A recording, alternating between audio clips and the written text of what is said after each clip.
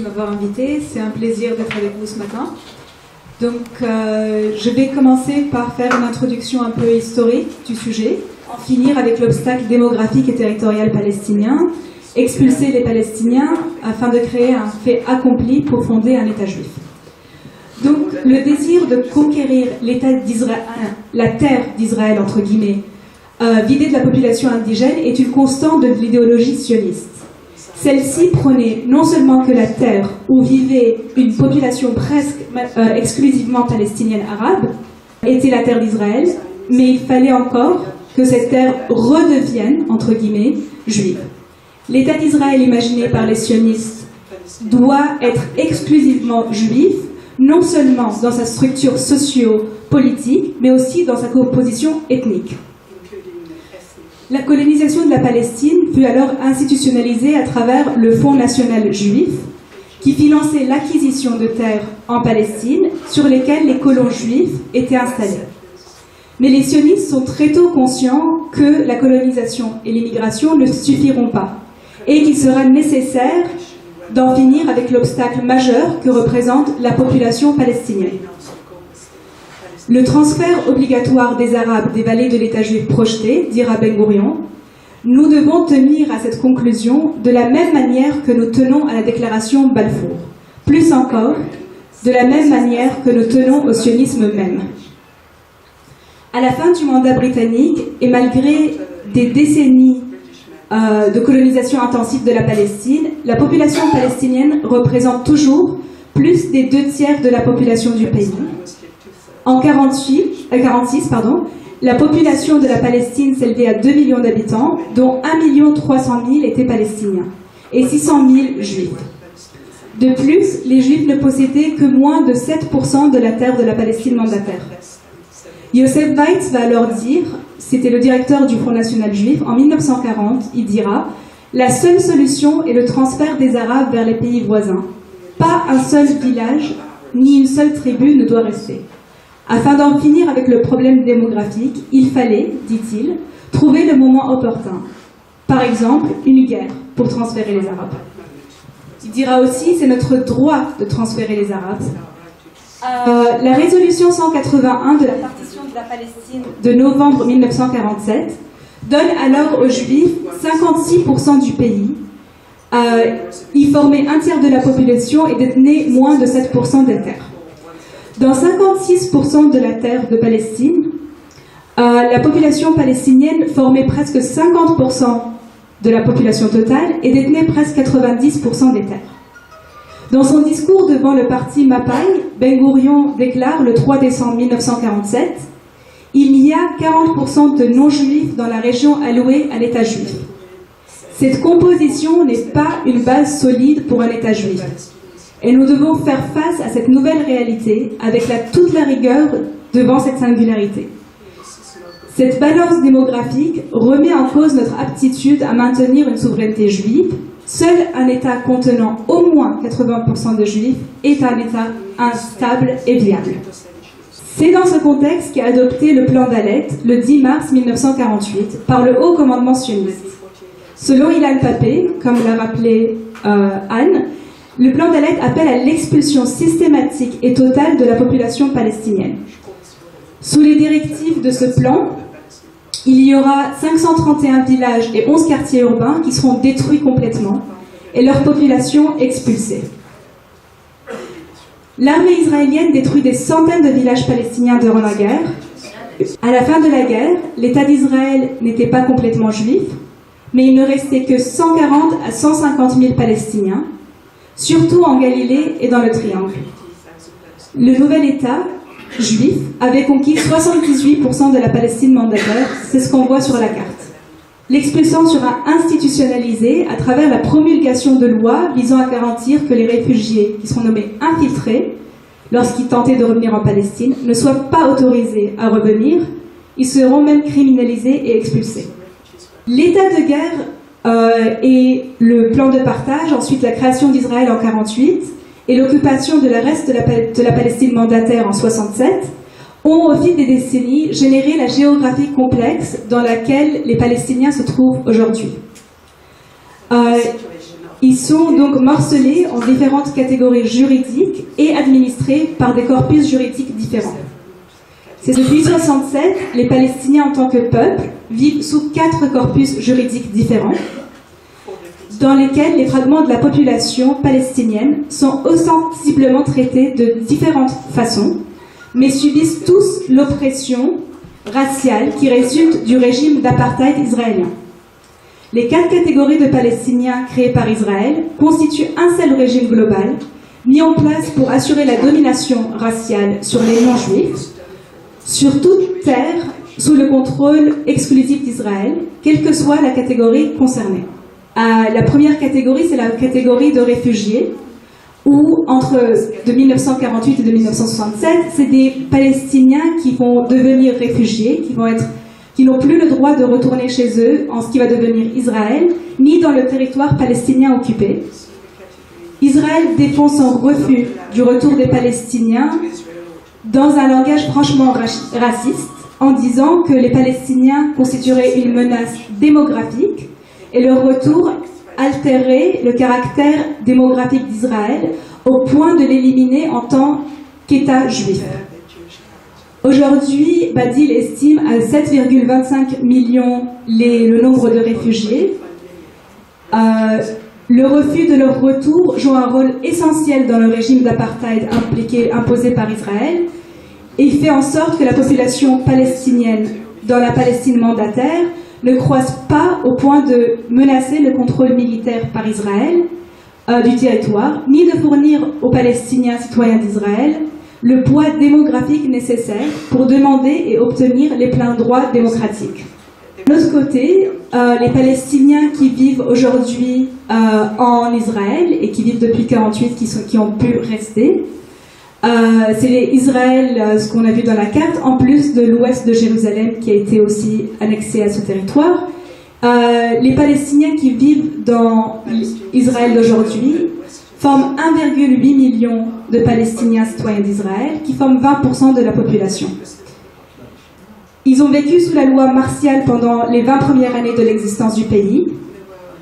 Ayant la citoyenneté israélienne, ils ne jouissent pas de pleine égalité nationale, car non juifs, dans un État national juif. Ils sont soumis jusqu'à ce jour à l'oppression parce qu'ils ne sont pas juifs.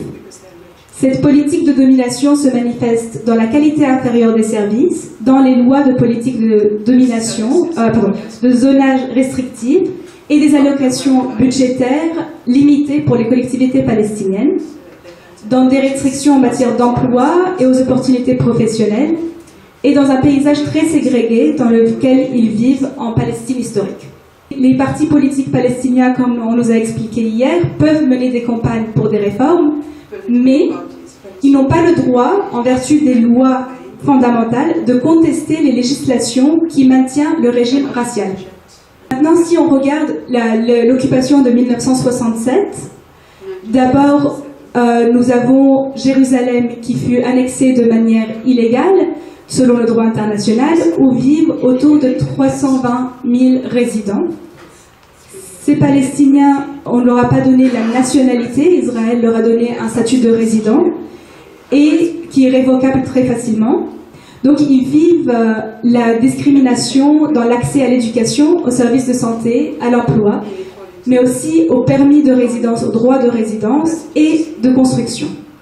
Ils sont victimes d'expulsions et de démolitions de leurs maisons décidées par Israël dans le cadre de sa politique qu'il appelle, je cite, l'équilibre démographique qui est censé être instauré depuis 1967 en faveur de la population juive. Enfin, nous allons voir les Palestiniens qui habitent depuis 1967 sous le contrôle militaire de l'occupation armée en Cisjordanie et de la bande de Gaza. On va se focaliser sur la zone C qui est contrôlée à 100% par l'occupation israélienne, où vivent autour de 300 000 citoyens palestiniens selon OCHA et qui vivent sous un gouvernement militaire. Le territoire occupé est administré d'une façon qui correspond à tous les points de vue à la définition de l'apartheid, selon la Convention contre l'apartheid. Chaque exemple d'acte inhumain vont dire Tilly et le rapporteur spécial qui avait écrit un rapport sur l'apartheid. Donc chaque exemple d'acte inhumain listé dans la Convention est quotidiennement et systématiquement pratiqué par Israël en Cisjordanie. Les Palestiniens sont régis par le droit militaire, tandis que, d'un autre côté, les colons qui habitent sur le même territoire, qui forment autour de 350 000 colons juifs, sont régis par le droit civil israélien. Ce double système juridique problématique en soi signale l'existence d'un régime d'apartheid lorsqu'il est associé à une gestion discriminatoire des terres et de l'aménagement du territoire par des institutions nationales juives chargées d'administrer les terres d'État dans l'intérêt de la population juive. Je vais prendre moi d'un point de vue de l'apartheid pour parler de toutes ces catégories en parlant de la loi foncière imposée par Israël, que ce soit en 48 ou que ce soit occupé en 67. Et nous allons voir que ces politiques sont les mêmes politiques, que ce soit envers les citoyens israéliens ou les Palestiniens sous occupation israélienne. Donc il faut montrer l'intention, et l'intention se montre à travers les lois israéliennes. Un des exemples de cette domination raciale est la politique de la terre imposée par Israël aux Palestiniens. Et aujourd'hui, on va se focaliser sur une seule politique qui est la politique foncière, en voyant comment Israël a commencé par déposséder les Palestiniens pour ensuite limiter la construction et la planification urbaine afin de les mettre dans des territoires fermés qui ne permettent pas leur expansion et de contrôler la démographie palestinienne de cette manière. La première phase, qui commence suite à l'occupation de 48, c'est la phase de dépossession des Palestiniens. Autour de 750 000 Palestiniens, près de 80% des Palestiniens, sont contraints de devenir réfugiés en 48 et sont interdits de retourner chez eux. L'État d'Israël va alors, dans une première phase, déposséder de leurs biens et de leurs terres. Plus de 80% des terres de son nouvel espace souverain, alors qu'ils n'en possédaient préalablement qu'entre 8 et 12%, acquises à l'époque par l'agence juive sous le mandat britannique et l'Empire ottoman, et ainsi de devenir propriétaires de 93% des terres. 48 et 60, Israël va créer une structure légale permettant de s'emparer, d'exproprier et de reclassifier les terres des 750 000 réfugiés palestiniens et de confisquer autour de 50% des terres des Palestiniens qui sont restés à l'intérieur des frontières du nouvel État d'Israël et qui deviendront citoyens. L'élaboration progressive d'un corpus juridique régissant le foncier et un éventail de procédures complexes permirent alors à Israël de rationaliser et de légitimer par le droit une politique de dépossession et d'expropriation massive aux dépens des Palestiniens, que de masquer la violence et l'arbitraire de cette politique, tout en garantissant à Israël l'image d'un État de droit. Deux lois principales sont à la source de la dépossession des Palestiniens. La première est celle de la loi des absents et des propriétés abandonnées de 1950, et la deuxième, c'est la loi sur l'acquisition foncière de 1953. La loi des absents et des propriétés abandonnées est votée en 1950.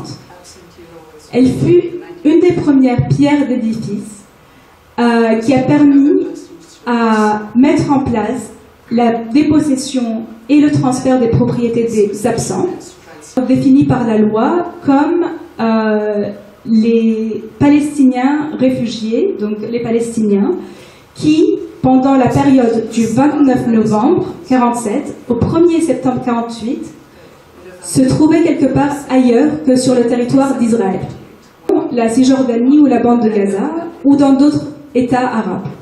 La propriété a été placée sous le contrôle du gardien de la propriété des absents, ou bien custodian for absentees property. La position d'une partie des Palestiniens restés dans ce qui devient l'État d'Israël va se faire à travers une loi annexe qui est celle des présents absents, qui applique la loi sur les propriétés abandonnées aux déplacés internes, donc même ceux qui étaient déplacés intérieurement dans le pays. Présents absents n'ont pas le droit de récupérer leurs biens, même s'ils continuent de vivre dans la même zone géographique et que leur propriété existe encore. Le gouvernement israélien les considère alors comme absents dans la mesure où ils ont quitté leur maison, même s'ils la quittaient pour quelques jours. La loi sur l'acquisition foncière, qui est votée en 1953, va être adoptée afin de donner rétrospectivement une validité juridique aux expropriations de terres appartenant à des Palestiniens qui ont été expropriées entre 1948 et 1952. Elles ont été prises par les autorités israéliennes à des fins, donc selon les Israéliens, militaires, de développement ou pour leur utilisation par les colonies juives existantes ou nouvellement établies. Le problème pour la loi de 50, c'était que ces terres continuaient d'appartenir à leurs propriétaires d'origine. Donc c'était une situation qui était gênante, à laquelle la loi de 53 va permettre de mettre fin en légalisant le transfert de la propriété palestinienne des propriétaires initiaux à l'État à travers la loi sur l'acquisition foncière. Autour de 1,2 à 1,3 million de dönums de terre seront expropriés de la population palestinienne. Sont confisqués de 349 villages et villes, auxquels il faut rajouter des régions construites de 68 villages, dont la superficie exacte n'a pas été incluse dans les ordres d'expropriation. La loi relative aux propriétés de l'État de 51 prévoit la réaffectation des biens dans la terre à l'État dans tout lieu dans lequel le droit de l'État d'Israël s'applique. L'autorité des terres d'Israël gère les terres de l'État, qui représentent 93% du pays. Sur ces terres, de par la loi, elles ne peuvent être utilisées, développées ou possédées par des non-juifs. La loi de retour, qui est votée la même année que la loi des absents et des propriétés abandonnées, va être un miroir à cette loi.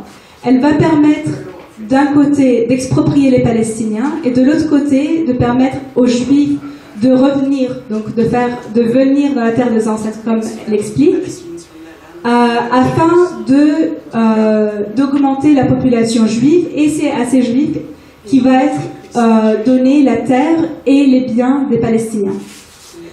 La loi israélienne, donc, qui confère aux Juifs du monde entier le droit de retourner en Israël, ne donne pas aux Palestiniens réfugiés le droit de revenir dans la terre de leurs ancêtres, et y compris les gens qui peuvent prouver qu'ils ont des propriétés dans le pays.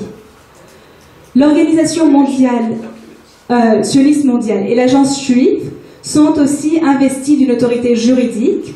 Ces institutions vont devenir des agences de l'État pour faciliter l'immigration juive et servir de préférence les intérêts des citoyens juifs dans les domaines allant de l'usage du foncier à l'aménagement du territoire public et d'autres questions d'intérêt vital pour, selon eux, le caractère juif de l'État. Certaines lois mettant en jeu l'agencement démographique sont rédigées en langage codé, telles que celles qui permettent à des conseils municipaux de ne pas permettre à des Palestiniens de vivre dans des localités juives. Donc, le fait que le régime israélien est conçu en vue de l'objectif de domination apparaît clairement dans son corpus juridique qui affecte tout ce qui concerne la politique foncière. La loi sur l'administration de la terre d'Israël, votée en 1960, établit le Conseil de l'administration de la terre d'Israël. Selon la loi, le gouvernement désigne les membres du Conseil de l'administration de la terre d'Israël, qui détermine la politique foncière de l'État. Le Conseil est formé par le gouvernement d'un côté et par le Fonds national juif de l'autre, qui détiennent alors la moitié des sièges chacun. Le Fonds national juif, détenant la moitié des sièges, joue donc un rôle majeur dans la politique foncière de l'État d'Israël. Le mémorandum de l'association du Fonds national juif déclare clairement un des objectifs du Fonds juif est qu'il doit bénéficier directement ou indirectement à la population, à ceux de race ou d'ascendance juive. Que la terre détenue par l'État d'Israël, par l'autorité de développement israélien ou par le Fonds national juif ne saurait être transférée d'aucune manière sa gestion étant placée de façon permanente sous leur autorité. Donc la phase numéro 2, c'est la phase pour contenir et empêcher la croissance palestinienne à travers des politiques de zonage et de planification urbaine discriminatoire. La loi sur la planification et la construction de 1965 est la loi principale structurant le système. Le gouvernement élabore des plans qui sont des plans au niveau national. Et ces plans au niveau national permettent à l'État de mettre en place les directives pour tout ce qui concerne la politique de la terre. Cette loi va établir le Conseil national pour la planification et la construction et les comités régionaux pour la planification et la construction. La loi qui requiert que certains groupes tels que les femmes soient présentes dans ces comités ne requiert pas la présence de représentants palestiniens ou arabes. Le comité régional pour la planification et la construction adopte le plan local et détaillé. Pour juste vous donner une idée, les Palestiniens en Israël résident dans 3 régions principalement, la Galilée, le Triangle et le Naqab. 10% de la population palestinienne vit dans des villes mixtes, c'est-à-dire par exemple Haïfa, Saint-Jean d'Acre, Led, Ramle et Jaffa. La plupart de ces villes existent de longue date. Cependant, la municipalité israélienne incite la croissance de la population juive, tandis qu'elle limite la population palestinienne à travers les plans de construction, l'urbanisme discriminatoire. 90% de la communauté palestinienne vit dans 139 villes et villages. La plupart de ces régions n'ont pas de procédure de planification adoptée et les besoins de la population en termes de logement, d'infrastructures et d'allocation de la terre et de développement ne sont pas satisfaits. Afin de limiter la croissance palestinienne, le gouvernement israélien a installé un système d'obstacles au développement, que ce soit institutionnel, lié à la planification ou juridique et bureaucratique. Pour commencer avec l'obstacle institutionnel, il faut expliquer que le gouvernement adopte, donc, comme j'ai dit, un plan national pour le développement du pays. Le plan directeur national, par exemple, voté en 2005, qui s'appelle TAMA 35, ce plan national a mis comme priorité de développer les régions du Negev, de Jérusalem et de la Galilée. Donc, quand on parle de ce développement de ces régions, c'est des régions qui sont, où il y a une population très importante arabe, et c'est une manière d'expliquer que c'est pour développer la population juive, et on va voir ça avec l'exemple de Jérusalem. Le but déclaré du plan directeur était de développer aussi, selon ce plan, les nouvelles approches à la planification pour les populations arabes en Israël. Cependant, ce plan a maintenu la même politique d'exclusion des Palestiniens et de leurs représentants. Les résultats des politiques de planification et de zonage national sont, de 1, l'exclusion de la majorité des villes et villages palestiniens du développement, ne sont pas intégrés dans la planification nationale. De 2, une grande partie des régions qui pourraient servir à l'expansion des villes et villages palestiniens, des régions palestiniennes, étaient déclarées des zones ouvertes ou panoramiques, où la construction sera interdite par le plan national. La planification en Israël est totalement centralisée. Cependant, les acteurs de l'État n'intègrent pas la population palestinienne dans la prise de décision ou dans le développement de plans directeurs nationaux qui définissent les politiques de zonage et de construction et de développement en Israël. Par exemple, jusqu'en 2011, seulement 6% des membres du Comité national pour la planification et la construction étaient palestiniens. Pour la même période, il n'y avait pas un seul Palestinien dans le Comité national, dans la planification et la construction, portant sur l'infrastructure. C'est la même chose au niveau des comités régionaux, où les Palestiniens, par exemple, dans la région du Nord, ils forment 50% de la population, et il n'y a que 2 représentants sur les 18 qui sont palestiniens. Les Palestiniens sont alors empêchés d'exprimer leurs besoins et de protéger leurs intérêts en ce qui concerne le développement. Ensuite, nous avons les obstacles au niveau de la planification, dans les délais dans l'adoption de plans de construction ou leur rejet. Sur le plan local, selon la loi, le comité local pour la planification et le comité régional ont le devoir de maintenir des plans directeurs mis à jour. Cependant, les autorités israéliennes ne respectent pas cela dans les régions palestiniennes. En décembre 2014, par exemple, il y avait en Israël 25 régions palestiniennes qui n'avaient pas de plans directeurs locaux valides. 77 des 100 régions ont des plans directeurs dépassés, par exemple, qui ont été approuvés il y a 20 ans. L'obstacle au niveau de la planification relève aussi des délais non raisonnables des autorités israéliennes lorsqu'un plan de construction est soumis à ces autorités. Les délais de réponse lorsqu'un plan de construction est soumis sont excessifs et cela ne permet pas aux Palestiniens de faire des demandes de permis de construire ensuite. Le taux de rejet des plans de construction, qui sont soumis aussi, est élevé et la plupart du temps, la justification, c'est que ces plans locaux ne relèvent pas des plans directeurs nationaux et régionaux en place par le ministère de l'Intérieur, mais c'est le but même de ces plans nationaux et régionaux de ne pas permettre le développement des régions palestiniennes. En effet, afin d'accepter un plan local, le plan doit s'intégrer aux plans directeurs nationaux et régionaux, mais ces plans qui visent à limiter le développement des localités palestiniennes prennent différents prétextes. Pour prendre juste deux exemples, les régions autour de régions palestiniennes sont, comme j'ai expliqué, zonées comme forêts, parcs naturels ou réserves naturelles. Mais aussi, un autre exemple, c'est la construction de routes et d'infrastructures qui sont très importants autour de ces régions. Mais il y a aussi des obstacles légaux et bureaucratiques, tels que la discrimination dans l'obtention de permis de construire. Obtenir des permis de construire pour pouvoir construire à l'intérieur de localités, que ce soit juives ou palestiniennes, il faut avoir des plans locaux détaillés. Il y a aussi un minimum de niveau d'infrastructure qui est nécessaire pour permettre aux autorités de donner des permis de construire. Cependant, ni des plans locaux détaillés comme nous l'avons vu, ni une infrastructure locale n'est développée.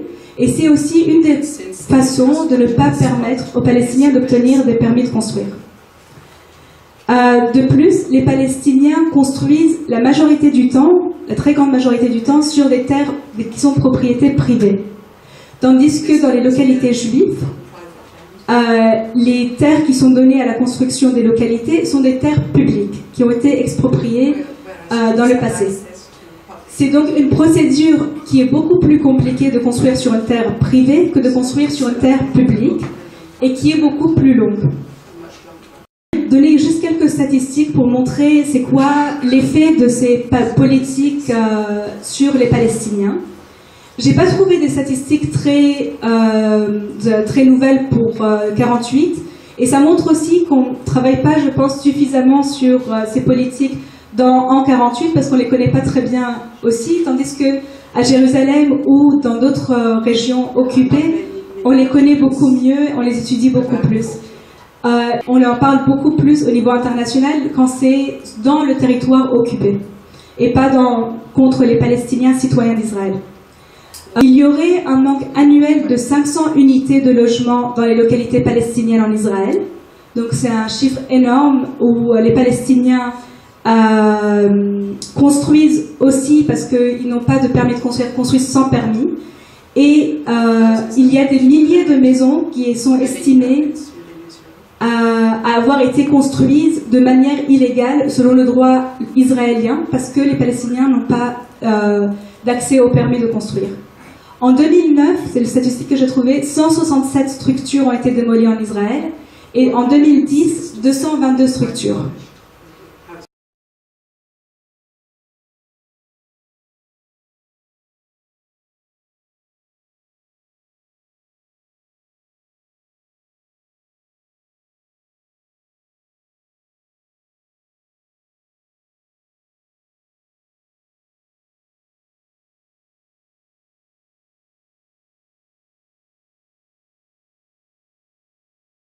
En 2017, 2007, une loi a été adoptée par la Knesset israélienne qui visait à faciliter la démolition de maisons palestiniennes en général construites sans permis, donc que ce soit en 48 ou à Jérusalem.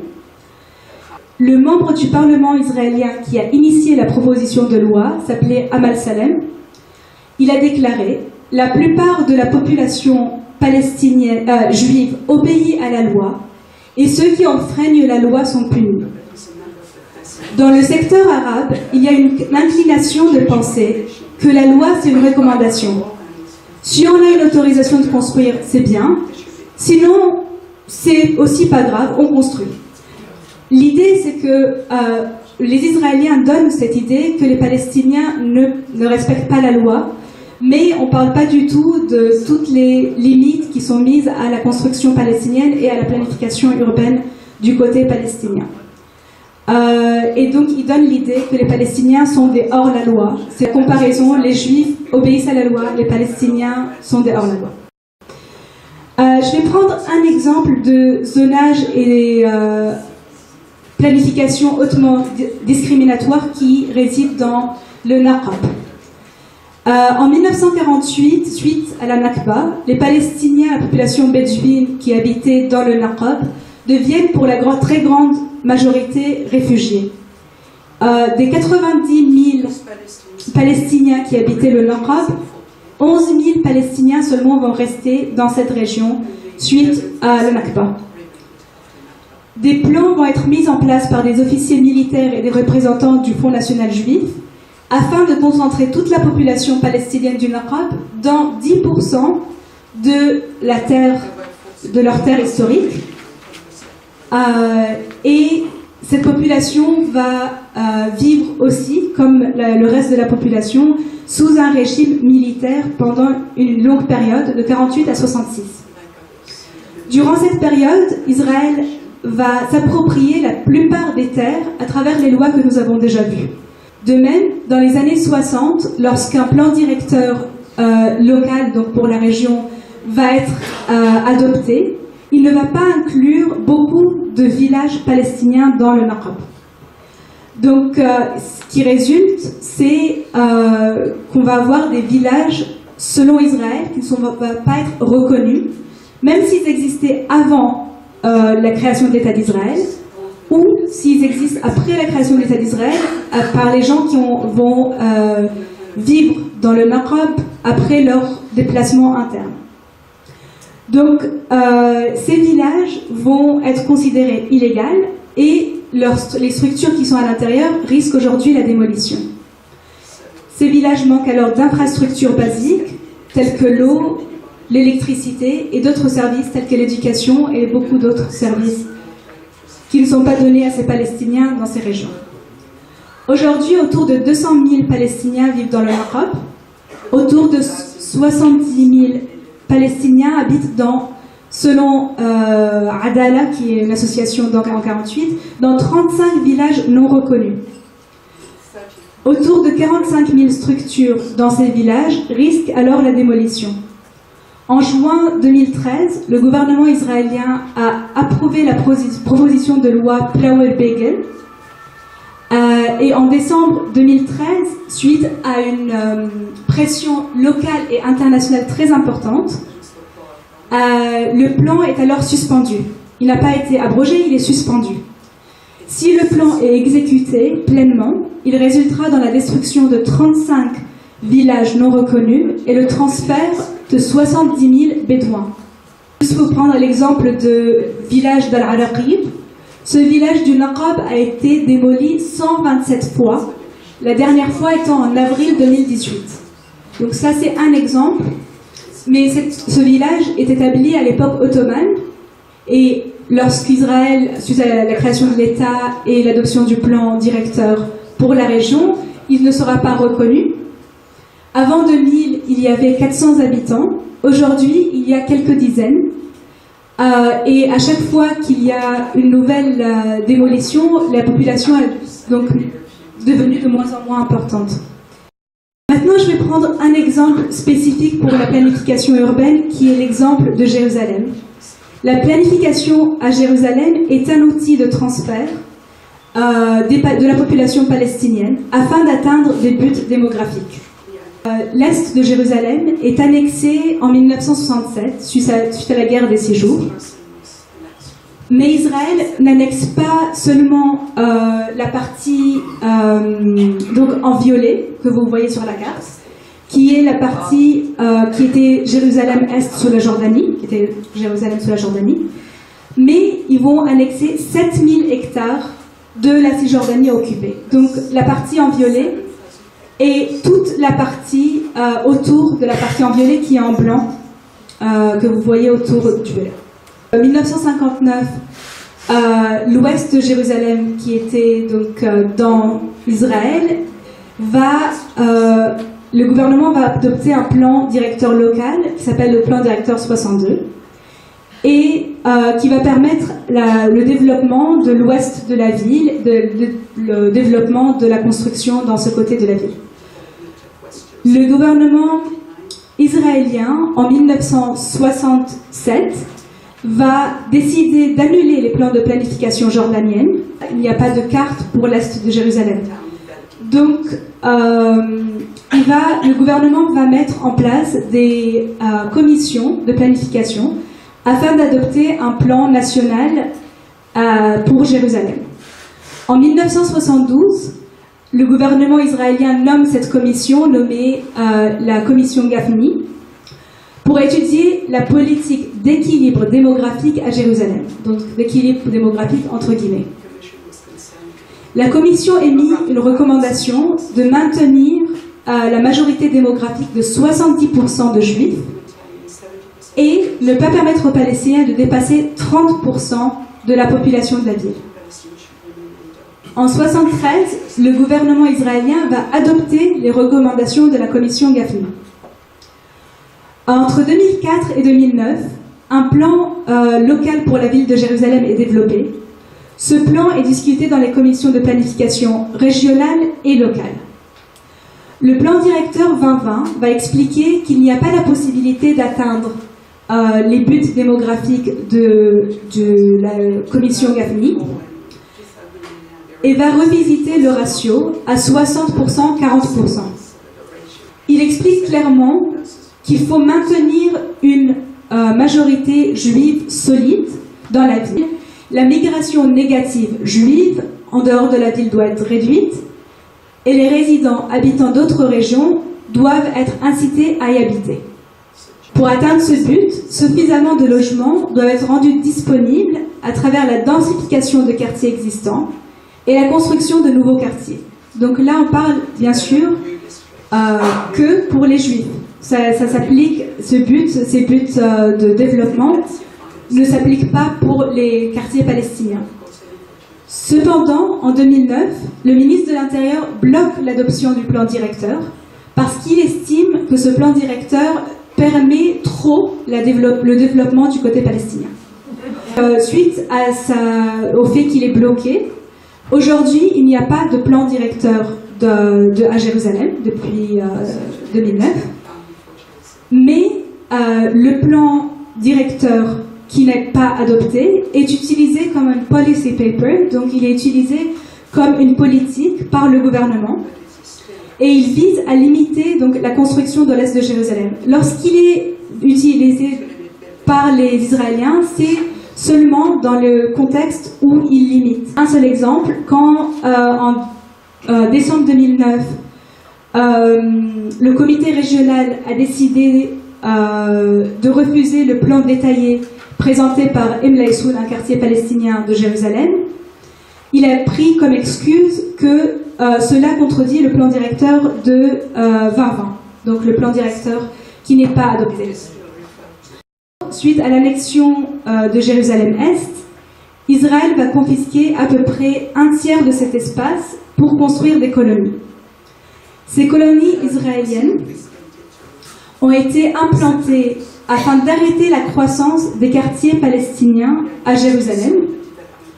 À Jérusalem, il n'y a donc pas de plan directeur, mais des plans de quartiers couvrant de petites régions à l'est de Jérusalem. La plupart du temps, les plans se limitent aux zones déjà densément construites. Les plans ne donnent pas de nouveaux espaces afin de permettre l'expansion des quartiers palestiniens, mais permettent la construction dans les quartiers qui sont déjà densément construits, ce qui mène à la densification des quartiers palestiniens.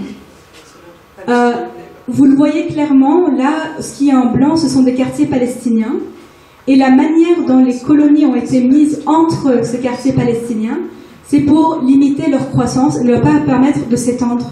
Donc vous voyez en marron, ce sont les colonies dans Jérusalem, dans l'est de Jérusalem. 22% de Jérusalem-Est et des zones vertes. Donc un des exemples, c'est le parc national Emek Tzurim. Vous voyez dans la photo le parc, donc c'est une zone verte. Parcs nationaux, etc. ne sont pas mis en place à cause de l'existence d'un intérêt spécifique. Là, vous voyez, il y a quelques arbres, c'est pas une forêt ou c'est vraiment pour limiter la croissance de ces quartiers palestiniens. La même chose qu'on a vu pour 48, afin de construire. Les Palestiniens ont besoin de plans spécifiques, de plans détaillés pour les quartiers, ce qui n'est pas adopté par les autorités israéliennes. De plus, les Palestiniens ne peuvent pas construire s'il n'y a pas un minimum de réseau d'infrastructure. Donc dans ces deux conditions, c'est comme en 48, les Israéliens ne développent pas assez ces plans ou les quartiers. Et donc,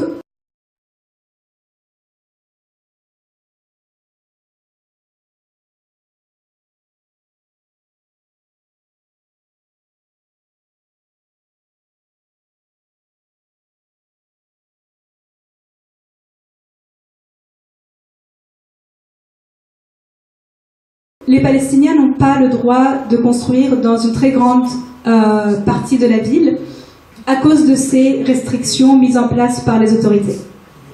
Le taux de construction permis aux Palestiniens est entre 25 et 75%. Ça, c'est le taux de construction donc, par rapport à la terre. Et les Palestiniens sont permis de construire 2 ou 3 étages seulement. Dans l'ouest de Jérusalem, en contraste, les taux de construction varient entre 75% et 125%. Et dans les colonies, entre 140% et 200%. Et il est permis de construire jusqu'à 8 étages. Donc ce qu'on voit, c'est que 4706 permis de construire ont été donnés entre 67 et 2014, malgré le fait que la population a quadruplé sur cette période, entre 67 et 2014. De 2005 à 2009, 603 Palestiniens ont reçu des permis de construire dans l'est de Jérusalem, tandis que 662 permis de construire ont été donnés aux colons et 1932 permis de construire ont été donnés à l'ouest de Jérusalem. Selon les statistiques de OCHA, il faudrait 1500 unités de logement par an pour que les Palestiniens, pour la croissance naturelle, ça soit adapté. Le logement soit adapté à la croissance naturelle. Cependant, les plans israéliens permettent la construction de 400 logements annuellement. Il est estimé par OCHA qu'un tiers de la population palestinienne de Jérusalem habite une maison construite sans permis de construire et donc vit sous le risque de la démolition. Donc même s'il y a plus d'infractions du côté israélien, la démolition se passe beaucoup plus du côté palestinien. Entre 2009 et 2017, 876 structures ont été démolies à Jérusalem-Est. 1723 Palestiniens ont alors été déplacés.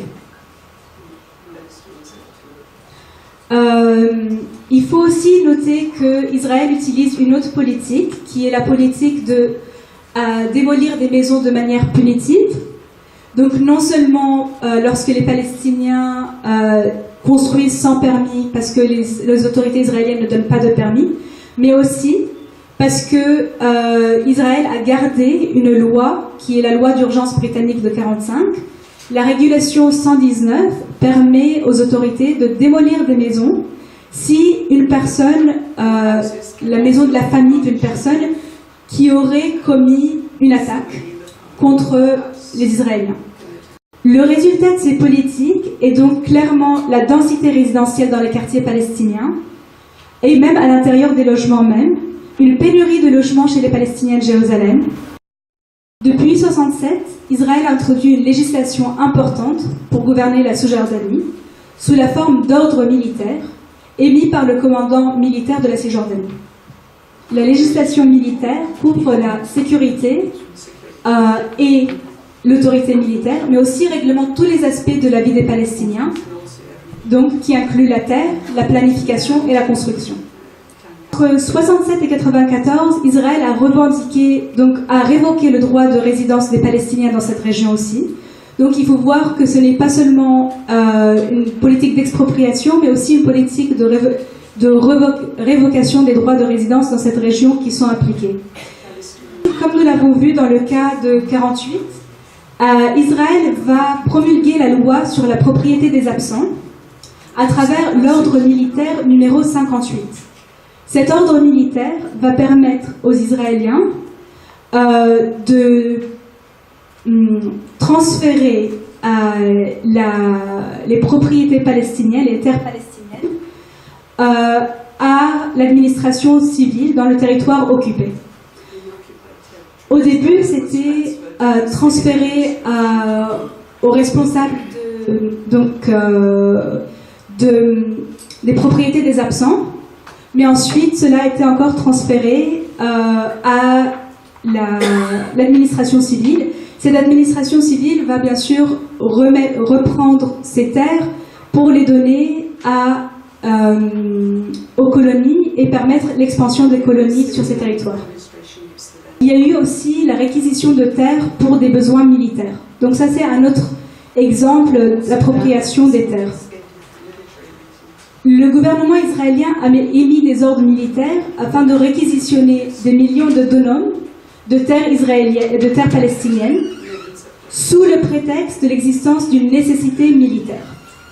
Ces zones sont devenues des zones militaires fermées, et ces zones militaires fermées sont souvent allouées à des colonies déjà existantes dans le territoire ou afin d'établir de nouvelles colonies.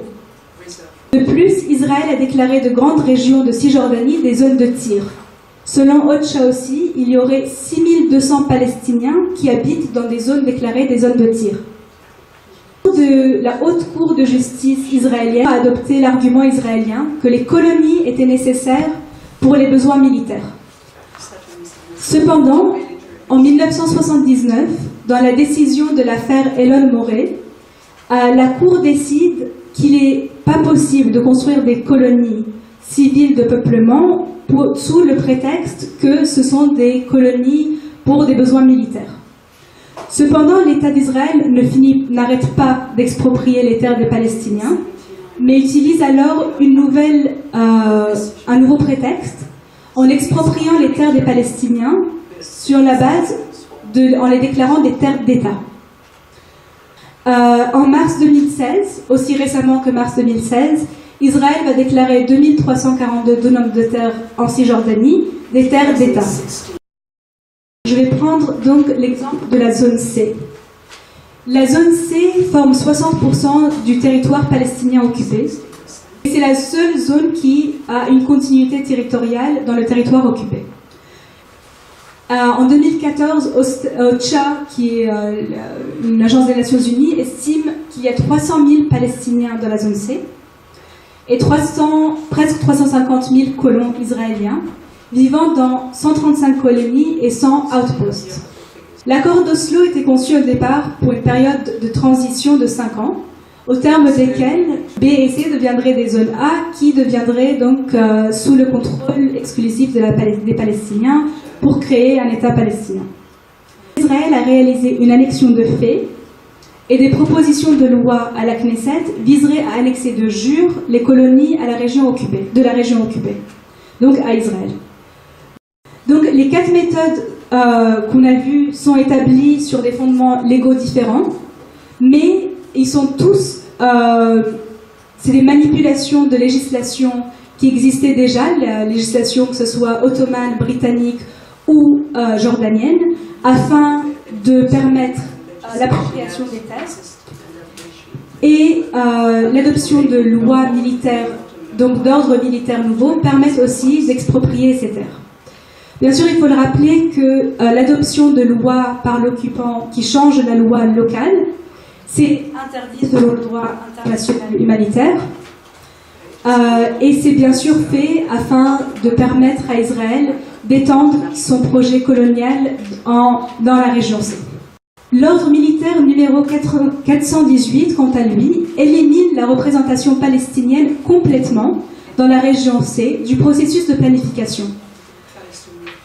La planification a alors été transférée à une sous-commission de l'administration civile israélienne, la sous-commission qui s'appelle de planification et d'octroi de licence. Le développement des régions palestiniennes dans la zone C est alors complètement sous le contrôle de l'autorité israélienne. Les Palestiniens n'ont donc pas de représentation dans les institutions de planification qui opèrent à l'intérieur de l'administration civile israélienne. La sous-commission de la planification et l'octroi des licences est responsable de débattre, d'accepter des plans pour les communautés palestiniennes dans la zone C et d'octroyer aussi des permis de construire aux Israéliens quand un plan détaillé pour une colonie existe. Aujourd'hui, tous les membres des 7 sous-commissions qui opèrent en Cisjordanie sont employés par l'administration civile et l'armée israélienne. 70% des terres de la zone C sont interdits à la construction palestinienne. 30% seulement sont en théorie des régions dans lesquelles les Palestiniens peuvent construire. Sur les 30% restantes de la zone C, où il y a en théorie permis de construire, il y a beaucoup de conditions à la construction. Jusqu'en septembre 2015, l'administration civile avait préparé et approuvé seulement 16 plans de construction pour 16 des 180 communautés en région C. Ça, c'est à la suite d'un processus par l'autorité palestinienne qui a fait des demandes de planification de plans détaillés pour ces régions à l'administration civile. Donc on voit à quel point ce système est discriminatoire envers les Palestiniens. Les Palestiniens qui vont alors construire sans permis vont avoir leur maison démolie. Les statistiques données par l'administration civile, c'est que 12 570 ordres de démolition vont être émis entre 88 et 2013. Les démolitions sur la période allant de 88 à 2013, c'est 2470 structures qui sont démolies. La planification urbaine est alors essentielle à Israël pour empêcher la croissance des communautés palestiniennes en Cisjordanie, mais aussi, dans le même temps, pour étendre ses colonies. D'un côté, le droit qui s'applique aux Palestiniens en Cisjordanie, les ordres militaires, le droit jordanien, le droit britannique, etc., qui sont gardés, s'appliquent aux Palestiniens. De l'autre côté, pour les Israéliens, ils font partie des gens sur lesquels, les Juifs, on applique le droit israélien, le droit civil israélien. Donc il y a 2 poids, 2 mesures sur le même territoire. La législation militaire appliquée d'un côté, la loi israélienne appliquée pour les colons de l'autre. La majorité des colonies israéliennes ont des plans directeurs locaux détaillés et mis à jour. 70% de la zone C est inclus dans les frontières des conseils régionaux des colonies. La région rose, c'est la région qui est la région municipale des colonies. Cependant, ce que vous voyez en rose foncé, c'est la région où il y a une construction. Donc les régions autour des colonies sont les régions qui permettraient l'expansion de ces colonies, une région 9 fois plus grande que celle qui est construite. Et le cas de E1. Donc E1 forme 22% de donums de terres palestiniennes confisquées. Et c'est sur cette région qu'Israël a décidé de créer des colonies afin d'arrêter l'expansion des quartiers palestiniens d'un côté, mais aussi pour couper le passage vital qui est entre le nord de la Cisjordanie et le sud de la Cisjordanie, de même que couper la connexion avec Jérusalem. Donc, en plus de cela, Israël a mis en place une politique pour transférer de force la population palestinienne qui est dans la région E1. Israël va commencer par construire une colonie qui est celle de Ma'ale Adumim. Je ne sais pas si vous voyez bien, mais dans la première carte, ce qui est encerclé en bleu, ce sont les plans directeurs et divisés en plusieurs plans détaillés. 3 plans détaillés ont déjà été déposés pour revue et acceptés par le comité de planification. Ils visent à créer un réservoir d'eau, une zone industrielle et une station de police. La station de police a déjà été construite. 3 autres plans détaillés visent à construire 3700 unités de logement et 2000 chambres d'hôtel. Ces plans détaillés n'ont pas encore été acceptés. Entre 1997 et 2007, plus de 150 familles bédouines ont été transférées et relocalisées dans la région de Al-Jabal, qui est une région qui a été construite pour le transfert de ces régions, de ces communautés bédouines. Israël a l'intention de transférer la population palestinienne qui demeure dans la région E1 et les relocaliser dans 3 cantons, Al-Jabal, Noa Menor et Armonot HaShemoni, pour permettre l'expansion, mais aussi d'annexer de fait toute la région de E1 sans sa population. Le bureau du Premier ministre Netanyahou, aux réponses aux critiques internationales, a déclaré que la construction de la région E1 représentait un intérêt vital pour Israël. Ce qui est en pointillé rouge, c'est le plan du mur qui viserait à inclure toutes les colonies israéliennes et en intégrant cette partie à Jérusalem. Donc l'idée est donc le Grand Jérusalem. Pour conclure, je vais vous donner juste le projet de loi de la Knesset. C'est d'introduire non seulement Ma'ale Adumim et les colonies qui sont dans la région de E1, mais aussi des colonies allant près de Jéricho et près d'Hébron à Jérusalem. Donc créant ainsi le Grand Jérusalem. Ce Grand Jérusalem permettrait de rajouter à la ville de Jérusalem autour de 120 000 colons en enlevant de Jérusalem en même temps plus de 140 000 Palestiniens qui vivent déjà derrière le mur de séparation et d'annexion qui a été créé afin de les exclure. Ce sont 2 quartiers palestiniens qui, une fois que la loi passe, seront en dehors de la municipalité de Jérusalem. Le soutien du gouvernement israélien est très clair à ces politiques. La ministre de la Justice, Shaked, dont on parlait aussi hier, a déclaré « Nous ne sommes pas en Judée-Samarie pour disparaître un jour. Nous sommes ici depuis 50 ans déjà et nous serons ici pour 5000 ans de plus. » Notre politique est claire, la colonisation dans toute la terre d'Israël et la normalisation de la vie en Judée-Samarie. L'annexion du territoire occupé ainsi que l'implantation de colonies en territoire occupé est interdit en droit international. Les transferts forcés de population constituent un crime de guerre et peut même constituer un crime contre l'humanité.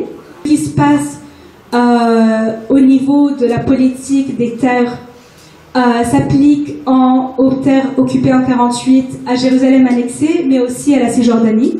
Donc ce sont exactement les mêmes politiques de dépossession, puis les politiques de transfert forcé des populations et de cantonnement des populations palestiniennes dans certaines régions, ne leur permettant pas d'acquérir de nouvelles terres afin de s'étendre.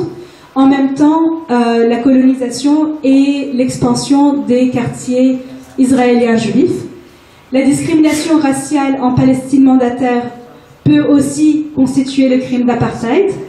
Et ce qu'on attend aujourd'hui, c'est des conclusions aussi de la Cour pénale internationale afin de faire avancer la situation en Palestine, donc à travers le droit international humanitaire, mais aussi le droit pénal international, en utilisant quelque chose de beaucoup plus large que seulement le droit humanitaire international qui se limite à la Cisjordanie et au territoire occupé en 1967, mais une loi comme l'apartheid qui inclut tous les Palestiniens, qu'ils soient en 48, à Jérusalem annexée ou dans les autres territoires occupés en 67. Voilà, merci.